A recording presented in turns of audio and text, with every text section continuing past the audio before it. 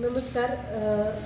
मी दीपाली जाधव, तालुका कृषी अधिकारी सांगोला तालुक्यातील शेतकरी बांधवांना मी विनंती करते की सध्या आपल्याकडे जनसमर्थ योजनेअंतर्गत पीक कर्ज वाटप जी योजना आहे त्याच्यासाठी 24 डिसेंबर व 25 डिसेंबर 2025 रोजी बचत भवन पंचायत समिती येथे आपण कॅम्प स्वरूपात हे काम करत आहोत.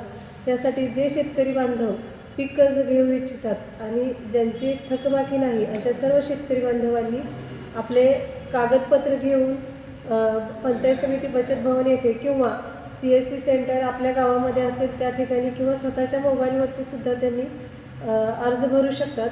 लागणारे कागदपत्र म्हणजे फक्त तुमचं आधार कार्ड आणि राष्ट्रीयकृत बँकेचं पासबुक आणि ज्या बँकेला आणि आधार कार्डला लिंक असलेला मोबाईल नंबर आणि फार्मर ID हे 4 कागदपत्र अत्यंत आवश्यक आहे. सदर कागदपत्र घेऊन आपण संबंधित CSC सेंटर ठिकाणी उपस्थित राहावे किंवा पंचायत समिती बचत भवन या ठिकाणी जो कॅम्प आहे त्या कॅम्पमध्ये देखील ही सेवा पूर्ण निःशुल्क आहे. कुठल्याही CSC सेंटर किंवा कुठल्याही ठिकाणी बँक असेल किंवा CSC सेंटर असेल या ठिकाणी तुमच्याकडून एकही रुपया घेतला जाणार नाही.